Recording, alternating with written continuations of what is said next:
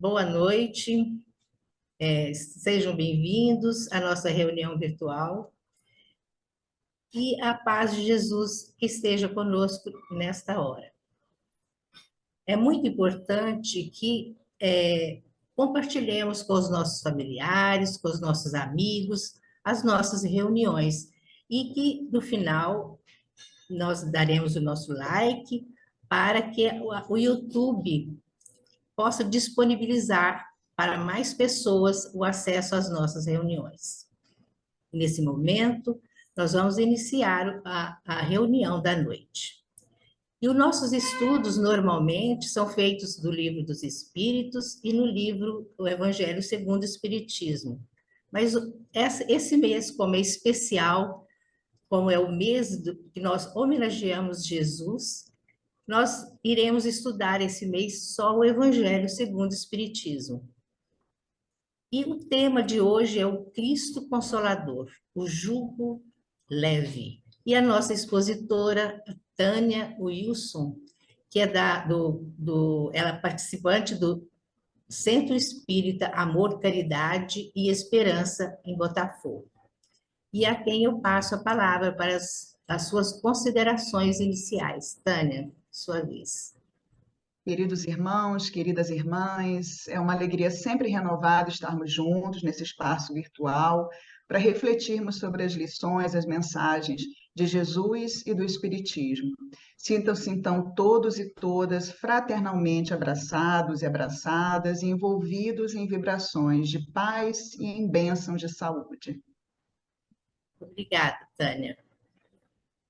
Então vamos à nossa leitura inicial. Na construção do futuro.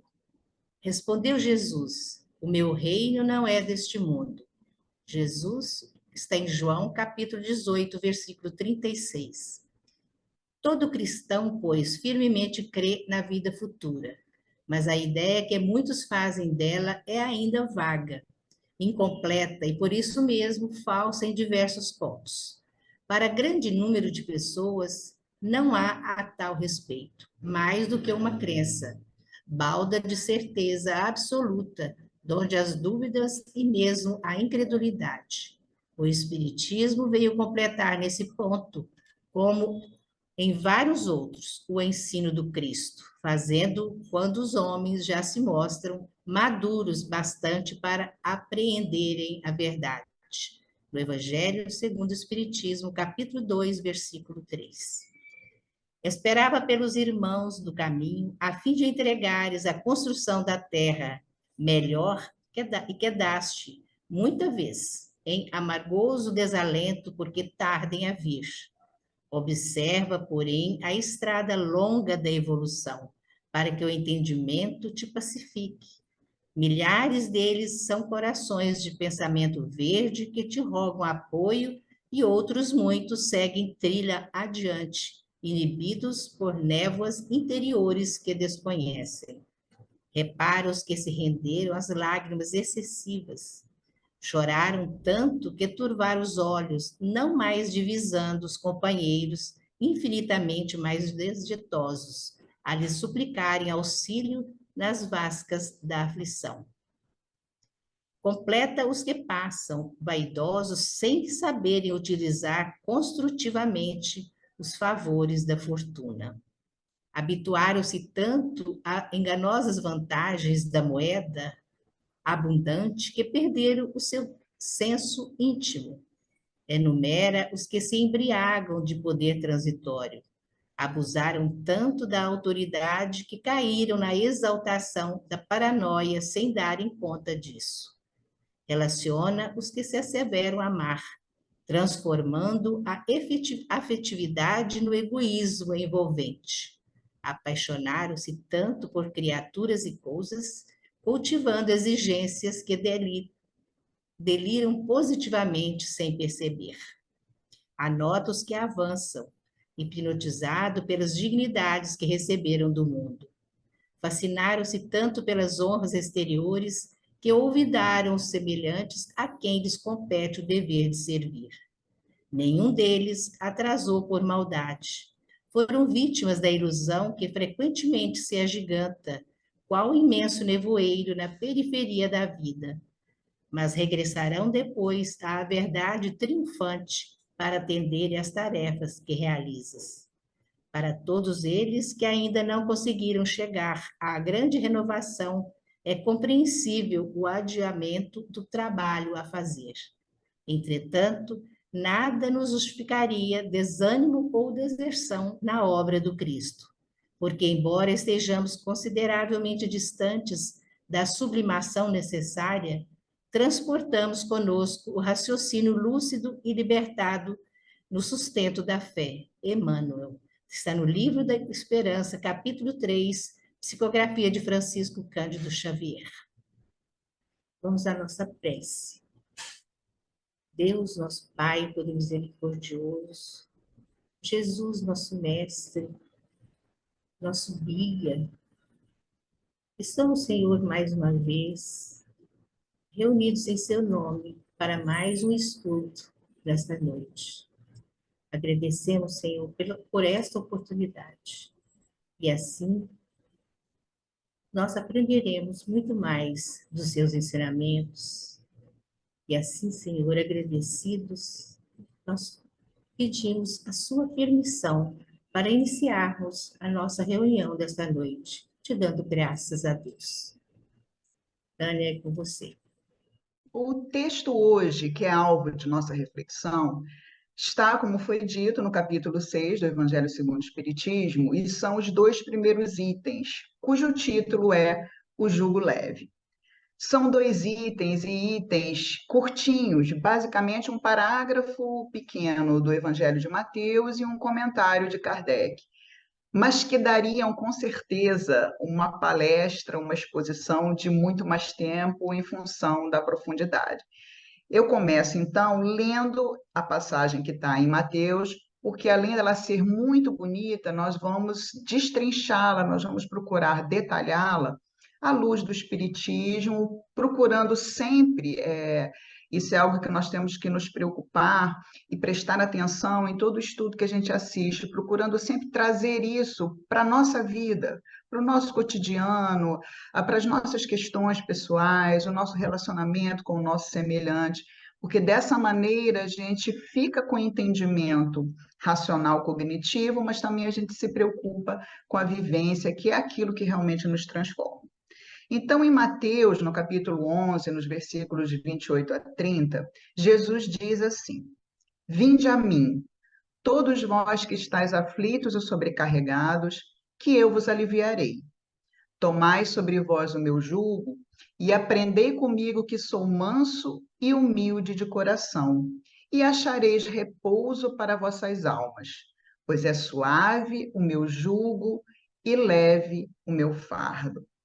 Quando eu reli, porque eu já havia lido eventualmente essa passagem, quando eu li novamente para o estudo, eu visualizei o Cristo de braços estendidos, falando isso para mim, para todos nós. A sua face, os seus cabelos, a sua imagem, o seu carinho, a sua compaixão, o vinde a mim. Então, essa passagem é uma passagem belíssima e, como todos os ensinamentos do Evangelho, é válida nos dias de hoje, para qualquer um de nós, principalmente para aqueles que se encaixam nesses aflitos ou sobrecarregados, que a gente vai ver um pouquinho mais adiante, não é uma condição que ela é unânime em todas as pessoas que passam por dificuldades e problemas.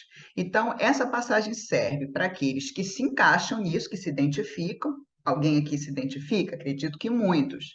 E também para aqueles que queiram evitar esse estado de aflição e sobrecarga. Vamos começar então analisando essa palavrinha, aflições. Ao longo da nossa vida, nós enfrentamos problemas e dificuldades, os mais variados, doenças físicas, transtornos psicológicos, perda de pessoas amadas, falta de um sentido existencial, muitas vezes nós nos perdemos sem saber exatamente qual o propósito, qual o sentido da nossa vida. Dificuldades financeiras, decepções, ingratidões, entre outros momentos difíceis.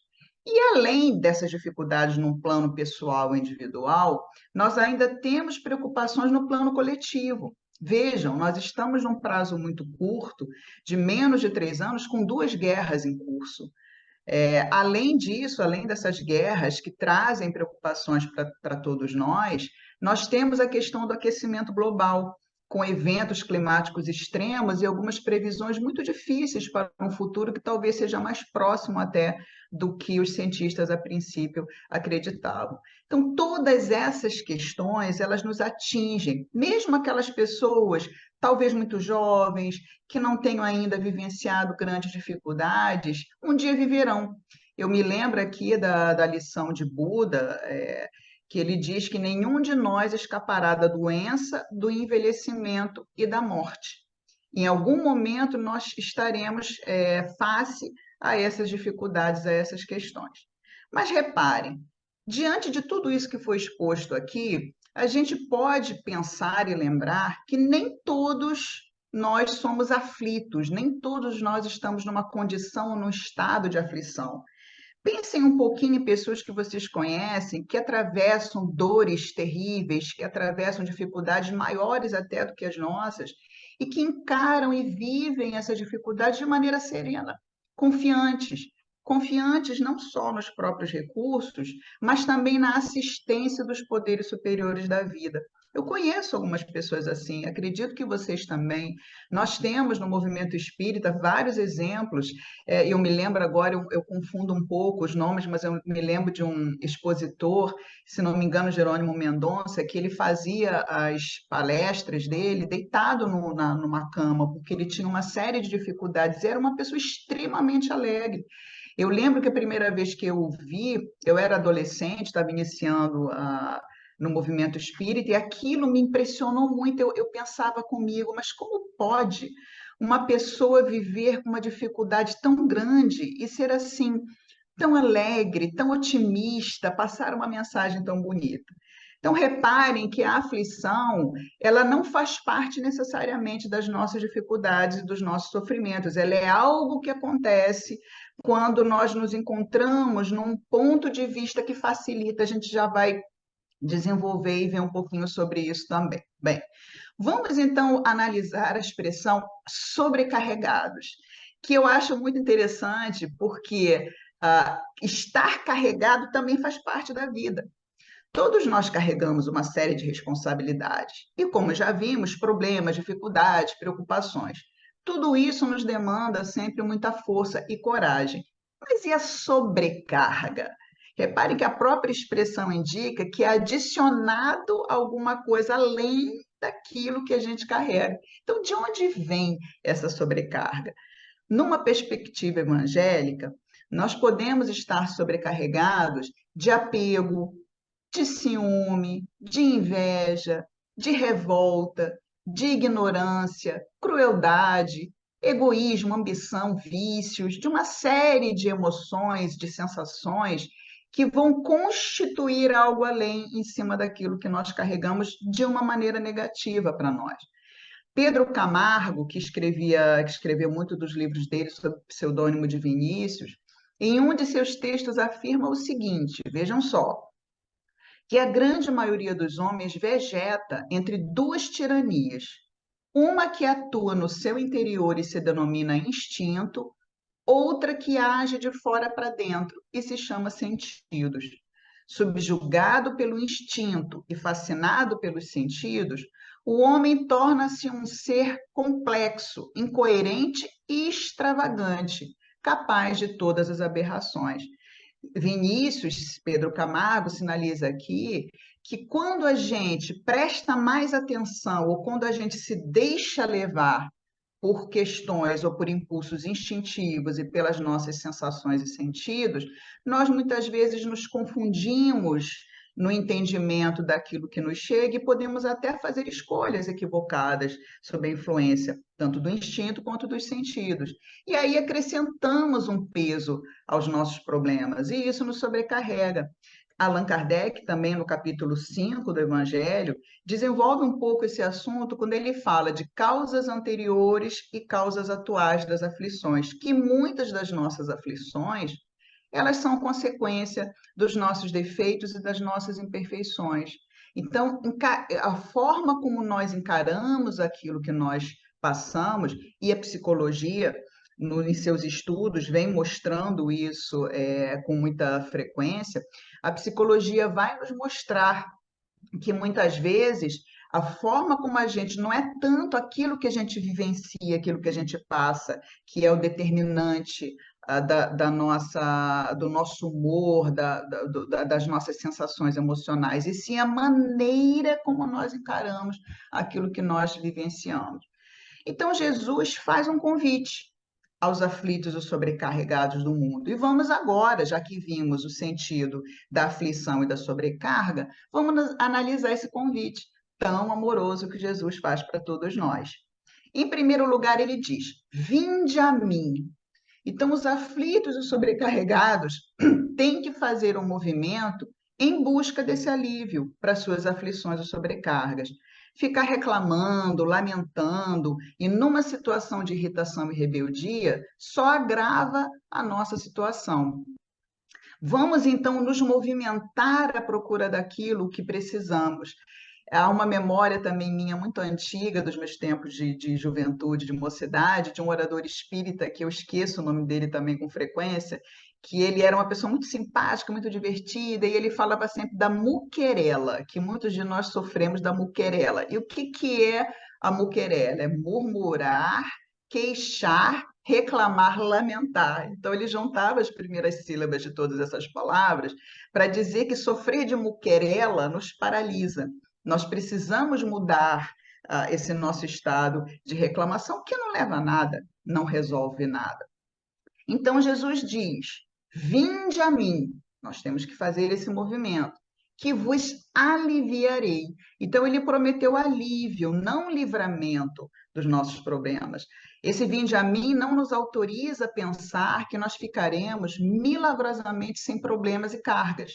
O universo não funciona como um delivery dos nossos desejos. Ah, eu quero isso, e o universo então vai nos trazer aquilo que nós queremos. Não é assim que funciona. Nós sabemos que existe uma lei de justiça, de amor também, mas de justiça que nos rege o nosso desenvolvimento e o nosso progresso. O alívio virá então, como bem nos explica Kardec, no item 2 dessa passagem, o jugo leve, quando ele analisa a passagem de Jesus, ele diz que o alívio virá da certeza na vida futura e da fé em Deus e em sua justiça e em sua providência. A ideia da imortalidade nos ajuda a colocar tudo numa perspectiva diferente, tornando as nossas questões mais suportáveis. Então, eu peço que nesse momento vocês pensem no problema que vocês estejam vivendo. Pensem se vocês estão nessa condição de aflição e de sobrecarga. E após essa lembrança, lembrem que vocês são espíritos imortais, todos somos espíritos imortais. Nós viemos de eras anteriores de várias existências. Nós, depois dessa existência, continuaremos a nossa jornada por várias existências. Essa ideia da imortalidade nos lembra que tudo, absolutamente tudo que nós vivemos hoje, gente, é contingente, é provisório, tudo passa. Quantas vezes na nossa vida espiritual passada ficamos doentes, nós trabalhamos em condições muito mais difíceis do que trabalhamos hoje, passamos por uma série de dificuldades, perdemos pessoas amadas, morremos e ficamos doentes muitas vezes, incontáveis vezes. E aqui estamos. E qual é a lição a extrair disso? Diante de tanto que nós já superamos e vivemos no passado, e aí vejam, as condições de vida do nosso passado histórico aqui no mundo sempre foram muito piores do que as situações que a gente tem hoje.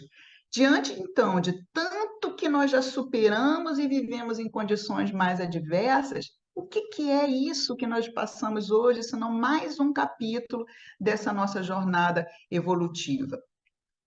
Então, esse alívio vem do que também é dito no Evangelho segundo o Espiritismo, do ponto de vista, da forma como nós encaramos. Se eu acredito que eu só tenho uma vida, e se eu estou numa situação, uma doença degenerativa, múltiplas perdas que eu sofro, eu vou ter o meu sofrimento agravado, porque vai me dar uma impressão que essa única vida que eu tenho está recheada e cheia de sofrimentos e de dificuldades. Então, é muito importante que, diante de qualquer notícia diversa que chegue para nós, a gente imediatamente lembre: peraí, sou um espírito imortal. Vamos colocar isso na perspectiva da nossa imortalidade. E nós teremos esse alívio imediato para nós, então, darmos seguimento à vivência desse desafio, dessa experiência que a gente precisa passar. Jesus acrescenta a seguir: tomai sobre vós o meu jugo. Então, aqui a gente tem mais uma ação da nossa vontade. Vinde, tomai. Jesus não nos oprime, Jesus não nos obriga. Ele respeita o nosso livre-arbítrio. A gente vai se a gente quiser, a gente vai se a gente tiver essa vontade. Ele nos convida. Podemos aceitar ou não. Quem lê o livro Há 2000 anos, de Emmanuel, vai lembrar certamente do momento em que o senador Públio Lentulus, que é a encarnação nessa época do próprio Emmanuel, encontrou com Jesus e optou por não se submeter ao jugo do Cristo naquele momento. Vocês têm ideia disso? É algo também que me impressionou muito a primeira vez que eu li. Como é que pode alguém estar diante do Cristo, ser convidado a esse julgo, a essa autoridade, a esse domínio, e simplesmente recusar e seguir a vida achando que aquilo foi um excesso de imaginação, que foram as explicações que depois do encontro o senador, orgulhoso, inventou para si mesmo para minimizar o efeito daquele encontro. Mas naquele momento ele não quis, ele não foi. Jesus chamou e ele não quis naquele instante. Depois sim, depois de muito sofrimento e de muitas dores, mas não naquele momento. Então, é claro, o senador foi respeitado em sua escolha. E o que é, então, esse jugo que Jesus fala? Quanto a essa palavrinha jugo, nós temos dois sentidos. Se nós considerarmos o sentido literal, jugo é sinônimo de canga. E o que é a canga? É um artefato de madeira carregado por animais de tração, dois animais, para aliviar a carga que está sendo puxada. Então, a canga, ou o jugo, é algo que facilita o trabalho desses animais. Então, Pastorino tem uma obra que eu sempre recomendo nas minhas falas, chamada Sabedoria do Evangelho. No volume 5 dessa obra, em que ele analisa as passagens de Jesus, ele diz, numa interpretação própria dele, que Jesus, ao falar de jugo, que era uma palavra usada muito na época, assim como fardo, em função das atividades agrícolas, pastoris, que faziam parte da cultura da época, Jesus então utiliza essa palavra para associar a necessidade do trabalho. O jugo está ligado a uma situação de trabalho. Então, nós temos que trabalhar sempre, segundo Pastorino, o jugo nos lembra da necessidade do trabalho. Trabalho em favor de nós mesmos, trabalho em favor da comunidade. Num outro sentido, também simbólico, nós podemos entender que ele nos informa que, se ficarmos sob domínio de seus ensinamentos e de sua autoridade moral, no sentido de nos deixarmos influenciar, de entendermos e aplicarmos esses ensinamentos, que na verdade é a lei de Deus, que é a lei de amor, nós atrairemos para nós um tipo de energia que pode amenizar o que estamos passando e igualmente gerar causas para o nosso bem-estar futuro.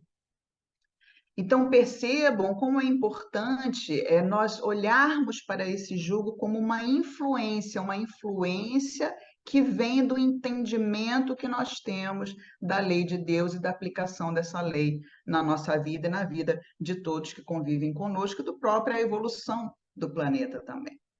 A seguir, o mestre determina: aprendei comigo, que sou manso e humilde de coração. Se esse jugo, como vimos, é trabalhar e amar, as virtudes de base que Jesus aponta aqui são mansidão e humildade. Quando nós somos mansos, nós estamos calmos e desarmados, não só no trato com as nossas questões, mas também no trato com o nosso semelhante. Em relação à mansidão, por exemplo, nós percebemos a importância da mansidão quando nós lembramos algumas expressões do gosto popular, que certamente vocês já ouviram, que uma pessoa leva tudo como um murro em ponta de faca, que a pessoa leva tudo a ferro e fogo. Então, há aqueles, e muitas vezes nós também já fizemos isso em algum momento, que vivenciam as questões da vida, as dificuldades e os problemas de uma maneira raivosa, com uma emoção violenta, acordam e passam o dia mal-humoradas, irritadas em função dos problemas por que estão passando. Então, o cultivo dessa mansidão, dessa calma, dessa serenidade, nos ajuda a acompanhar o fluxo da vida sem tanto estresse.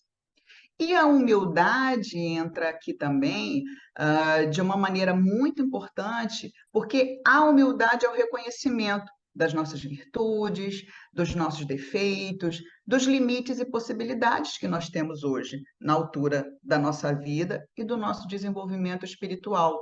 E essa humildade, esse reconhecimento, vai colaborar para que a gente amplie a nossa paciência e a nossa tolerância, não só com a gente, de reconhecer que nós hoje carregamos problemas, carregamos dificuldades morais, mas nós hoje somos pessoas melhores do que fomos no passado, certamente.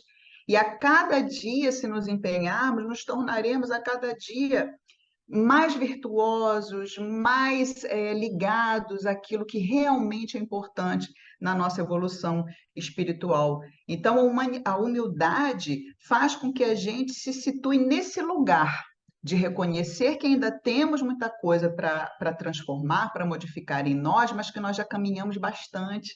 Nós hoje somos, de fato, só o conhecimento do Espiritismo, e isso já torna a nossa vida um pouco melhor, no sentido do entendimento dela e do sentido que nós atribuímos.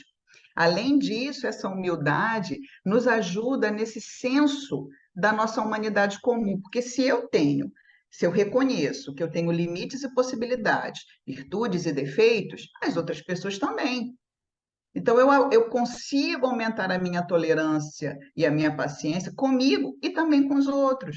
Porque se eu olhar para um companheiro, por exemplo, que está num nível muito alto de raiva, de amargura, eu posso olhar para aquela pessoa e pensar assim: eu já estive nesse lugar, eu já fui dessa maneira também. O que eu posso fazer em termos de auxílio para colaborar para que essa pessoa atinja o estado que hoje eu tenho, de serenidade, de calma, de tranquilidade? Então, a humildade nos auxilia também nisso, de nós olharmos para as pessoas que convivem conosco e termos essa empatia, esse entendimento. Por fim, Jesus diz assim: achareis repouso para vossas almas. Então, o que é esse repouso? Gente, repouso não é uma rede que a gente vai deitar e pronto, né? Acabou, vou aqui ficar deitado de boa, né? Como o pessoal mais jovem fala, não. Esse repouso aqui significa exatamente paz e calma. Sofrer sabendo por que se sofre. E essa dor, esse sofrimento é contingente, é passageiro. Que, além disso, a providência divina jamais nos desampara, seja onde estivermos, seja lá o que estivermos passando no momento. Isso é de molde a trazer o que mais nós precisamos, que é essa paz interna, que é essa serenidade. Em filosofia, há uma escola filosófica que vem sendo muito comentada hoje, que é a do estoicismo, que fala exatamente isso. O que é uma pessoa estoica? Uma pessoa estoica é aquela que vivencia dificuldades, problemas, os desafios da vida e não se abala.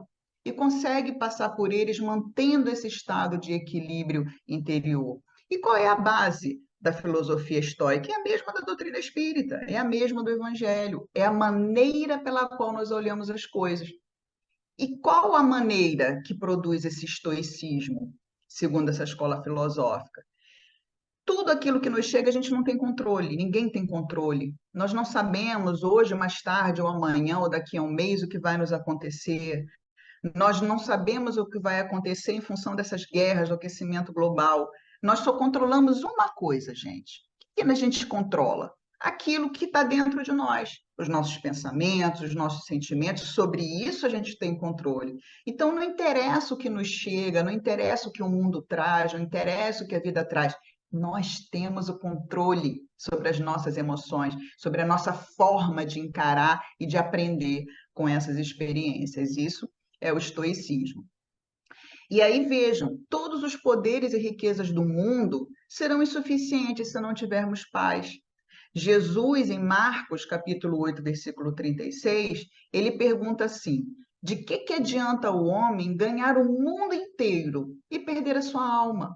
Quando nós perdemos a nossa alma, significa que nós estamos num estado de inquietude em relação ao sentido, em relação à própria consciência, alguma coisa que nós fizemos para ter aquilo que é do plano material e nos preocupamos pouco com a nossa dimensão espiritual. De que adianta ganhar o mundo inteiro e perder a sua alma? E finalmente Jesus afirma: pois suave é o meu jugo e leve o meu fardo. Esse jugo e esse fardo não nos deixarão aflitos e sobrecarregados, ainda que continuemos a viver os desafios que a vida nos traz. Porque seguindo essa orientação e de acordo com isso tudo que foi sendo exposto aqui, nós encararemos aquilo que estamos passando de uma outra maneira. E aí, com suavidade, com leveza, nós continuaremos a viver as nossas vidas, não só aqui, mas também quando estivermos no outro plano, na nossa vida verdadeira, quando formos chamados de volta para casa. Resumindo, se usarmos o ponto de vista da vida imortal como norteador do sentido das nossas vidas, se nós praticarmos a lei de Deus, que é a lei de amor, nós encontraremos um estado de paz interior que nos trará esse bem-estar que tanto precisamos e queremos. A paz é o legado do Cristo para os seus seguidores. De curiosidade, quando vocês tiverem um tempo, aqueles que gostam de estudar, de fazer pesquisa, façam uma busca no Novo Testamento, peguem um evangelista e coloquem lá na busca no computador paz e vejam quantas vezes Jesus falou e se referiu à paz. Inclusive, ele deixou a paz como um legado. Antes de se despedir dos discípulos no que o evangelho chama de ascensão, quando ele terminou a tarefa dele, que ele então retorna à espiritualidade superior, ele disse assim aos discípulos: a minha paz vos deixo, a minha paz vos dou. Não vou-la dou, porém, como o mundo a dá. Isso está em João, no capítulo 14, no versículo 27. E além dessa lembrança da paz que Jesus nos coloca, eu trago ainda nessa conclusão uma frase muito importante que está na segunda epístola aos Coríntios, de Paulo de Tarso, no capítulo 5, no versículo 14, que ele diz assim, gente, olha essa expressão, ele fala assim: o amor de Cristo nos constrange. Olha, vou repetir. O amor de Cristo nos constrange. Como assim?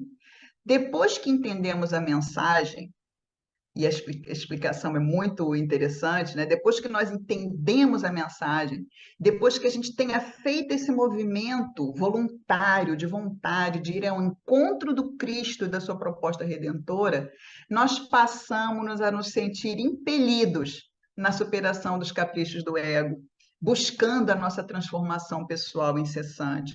E isso não quer dizer que a gente deixe de errar, porque somos seres falíveis, a gente só deixa de errar quando a gente atinge a condição de espíritos imperfeitos. Mas nós vimos aqui que a humildade, aqui o entendimento desse processo vai nos trazer uma serenidade até em relação aos nossos erros. Então, o Cristo nos constrange, mas não é no sentido que ele nos envergonha, que ele nos traz assim um desconforto, não. É constranger porque a gente já não se sente mais à vontade de ser aquela pessoa antiga, aquela pessoa que não tinha a visão correta das questões espirituais. Então nós nos sentimos, né, com esse entusiasmo de querer acertar, de querer fazer o certo. E quando a gente erra, a gente fica triste por ter errado, mas segue adiante. Eu trago aqui um exemplo, né, para a gente concluir de fato, do Evangelho. Eu convido todos e todas a ler a passagem inteira. Quem tem o livro da Amélia Rodrigues, Premissas do Reino, que é um livro belíssimo, desses que a gente se emociona, bom para ler agora nesse final de ano, na correria que significa muitas vezes o final de ano para quase todos nós. que é a vida, a passagem de Maria Madalena.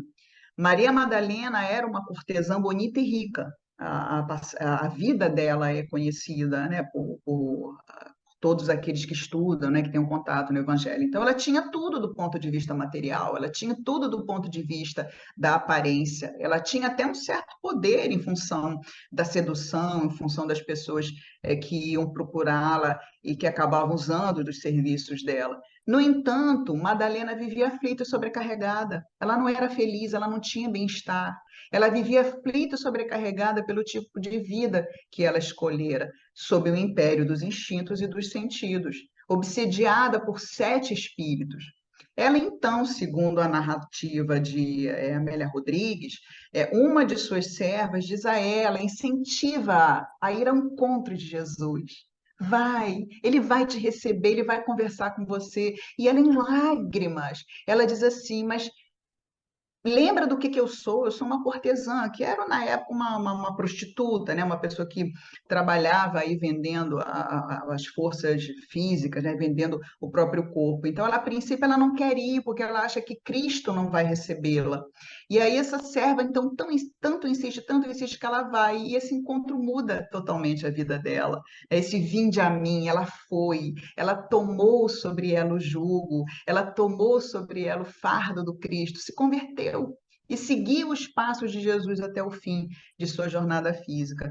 Tão impressionante foi a conversão de Madalena e o atendimento ao chamado, que ela teve o merecimento de ser a primeira pessoa a vê-lo após a desencarnação na cruz. E segundo nos conta Amélia Rodrigues, nessa mesma obra, ela teve a suprema felicidade de ser recebida por ele após o seu desencarne, vitoriosa, porque a vitória pessoal, a vitória individual, é a única coisa, queridos amigos e amigas, que a gente leva dessa vida. Essa nossa transformação, são essas nossas experiências que nós vivenciamos. E assim, que nós possamos então tomar sobre nós o jugo suave e o fardo leve de Jesus, nosso amigo sublime de todas as horas, e caminhar a passos firmes na nossa jornada evolutiva. Que o Mestre Jesus nos abençoe. Agradecemos a nossa irmã Tânia pela sua disponibilidade carinhosa em atender o nosso convite, com essa consistente e esclarecedora exposição. Então, agradecemos também aos nossos companheiros que estão conosco até esse momento e pedindo que vocês, se gostaram, então dê o seu like. E renovando o convite para que estejamos juntos na próxima segunda-feira, às 19 horas. Então, vamos à nossa prece final. Senhor Jesus, Mestre amado, estamos mais uma vez, Senhor, nesse momento, dando graças a Deus e te pedindo, Senhor, as suas bênçãos para todos nós, encarnados e desencarnados, e que nós possamos, Senhor, continuar a semana com todos esses ensinamentos que hoje ouvimos, e pedindo aos mestres, aos espíritos benfeitores do Lar de Teresa, os nossos anjos guardiães, que nós possamos, Senhor, terminar essa reunião te dando graças a Deus.